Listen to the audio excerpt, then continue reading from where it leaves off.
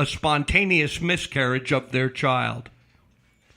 Ciafullo spins a tale of meeting Vincent back in December at Jennings' house and subsequently planning a life together with him. She mothered him until, she claims, at his urging, she became a mother-to-be herself. She says she lived with Vincent at Jennings Valley home for months, to which Jennings responds, "What I do know and what I'm hearing are two different things. Jan, who I've known for 15 years, stayed with me for about 5 months.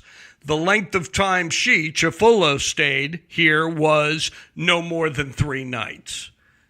Vincent claims he does not even remember Ciafullo's name. "She told me her name was Shay," he insists. "I'm displaced over in the valley, and she calls me up and tells me she's known me for years and years and that she's just done doing a penthouse layout. And well, I said, come on by. I needed a ride to the beach. I just wanted to go to the beach so badly, I couldn't see straight." From the fractured fairy tale of a life Ciafullo claims she lived with Vincent comes her rendition of sordid nights out in bars in the gilded ghetto by the shore, where she says he got drunk, shot drugs, and almost beat up a tabloid reporter one morning at 6 a.m. Smells like a setup already, but how she got pregnant by Vincent, whose sperm count is supposedly near zilch, is truly a mystery. Also cloudy is how that tabloid skell knew exactly when and where to show up with a photographer.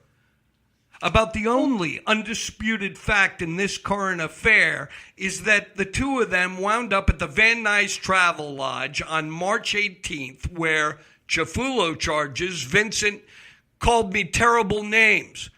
And as he sat there, I hit him on the back of the head. I slapped him really hard.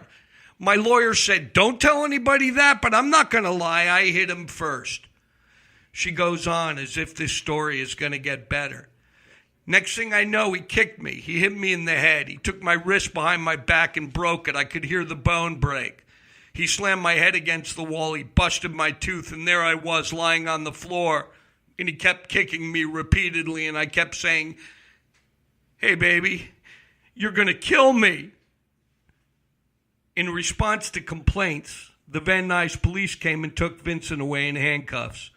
Since no charges were immediately pressed, the actor walked. Ciafullo went back to her room where she claims to have miscarried about 5 hours later, yet for some reason, it took her 5 days to get herself to a hospital. Let that sink in. Since then, the couple have been fighting it out on radio and tabloid shows. Vincent, "I don't know her, and I didn't even do anything to her.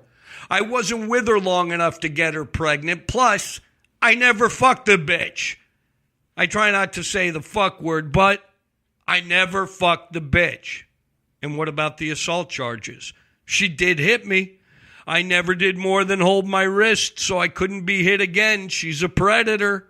She can't get anything because I don't got nothing. I'm basically destitute. So if she wants $5 million, good luck. I'm a beach bum." Ciafullo: "If I'm suing him for $5 million, I will get $5 million. How much of that $5 million do you deserve?" I ask her. $1,800. Maybe something for pain and suffering, but I certainly don't deserve the $5 million. I mean, my lawyer would kill me for saying that, but I don't. If the lawsuit coming your way goes into default, Jan Michael, and she wins, what does she get? And he says, "Nothing from nothing is nothing," he says, cracking up. Then he starts singing again, this time accompanying himself on the air guitar. "There is so much about it I don't remember, so I guess I'll go ahead and take the blame. I went and lost my mind to some beer and wine. Yes, I went temporarily insane. I went God knows where with good old what's her name. Who you singing to, Jan, I ask. You, he replies. Consider him one of the lucky ones, however, the ones who at least still work, as opposed to the actors who hang out at the Doom Room, a Malibu club for 70s wonder boys who haven't had an acting job in years. It's a subset of fame that passes out of public view, as Jan Michael Vincent himself almost did, until the Broncos and the tabloids thrust them, if only momentarily, back into the limelight. In addition to writing the screenplay for the sequel to Big Wednesday, Vincent reports he's working on another film called Guitar Man and getting ready to leave for Russia to appear in a film for Menachem Golan.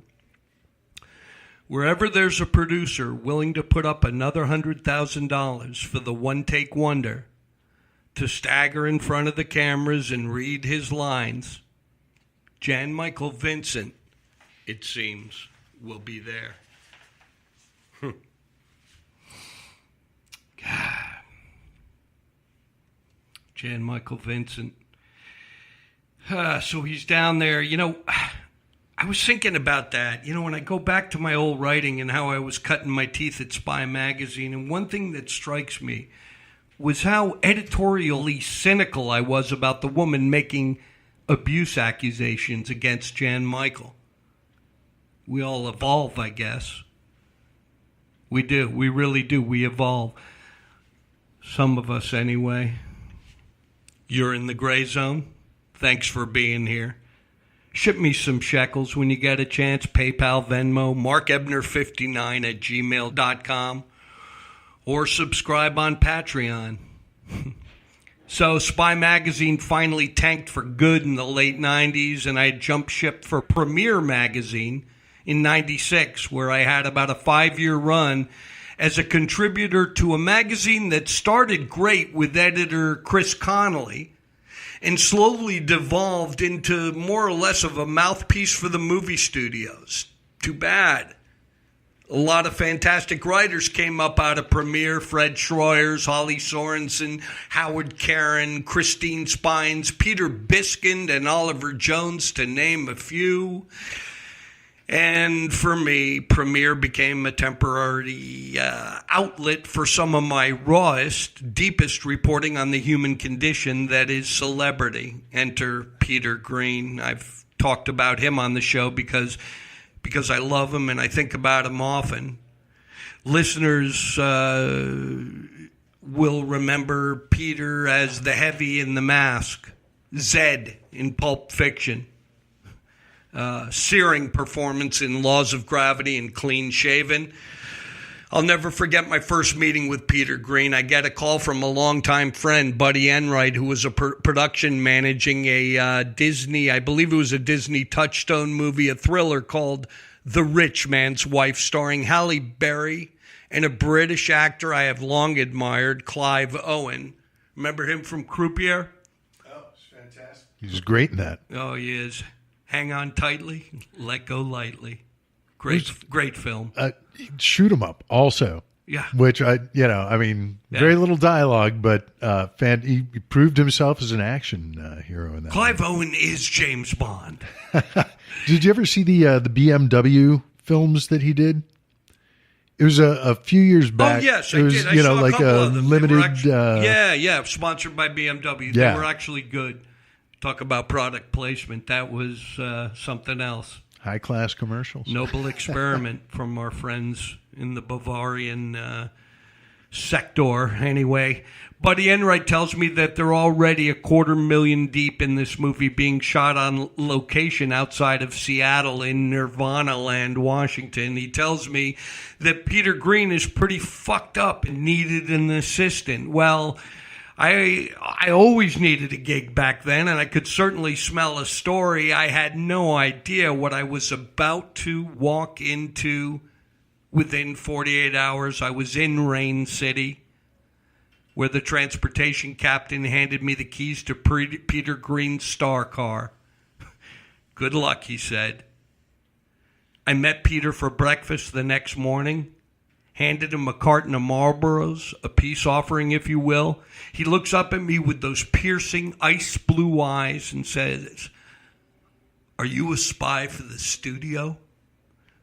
"No, but I am a journalist." Well, he read my magazine clips on the overnight, and he promised me a story.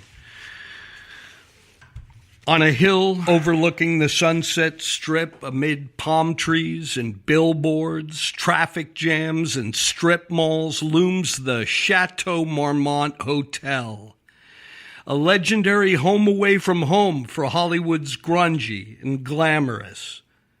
The soft yellow lights in its oriental carpeted hallways have a way of making almost anything look pretty. But not so with actor Peter Greene.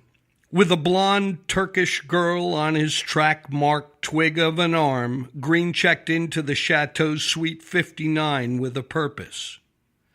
Since hearing the news that his best friend, New York writer and stone-cold junkie Clayton Brooks, had staged a fatal indoor atrium swan dive from the 45th floor of New York's Marriott Marquis, Greene had been on a long-term kamikaze mission himself, one he was going to finish tonight.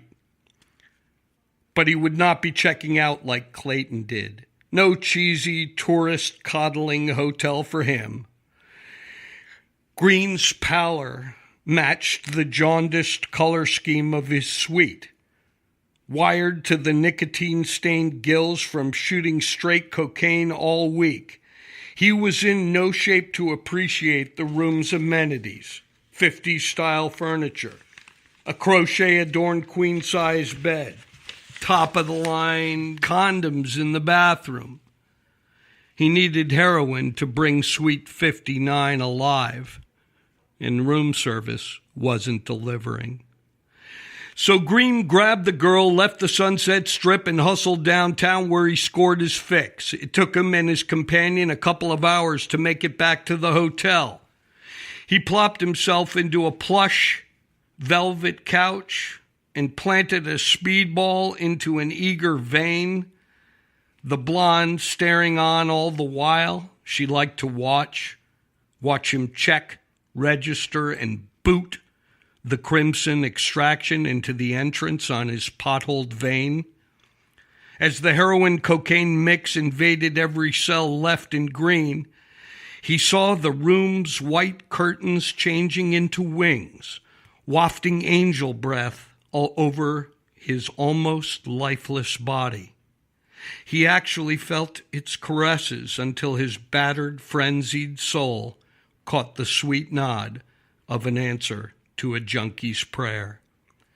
Peter Greene was leaving Las Vegas.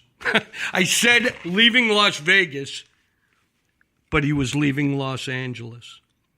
Alive, wily actor with eyes of cold blue, Peter Greene is not known as much by name as he is for a few sharp, in-your-face performances. The paranoid schizophrenic father in Lodge Kerrigan's Wrenching Clean Shaven.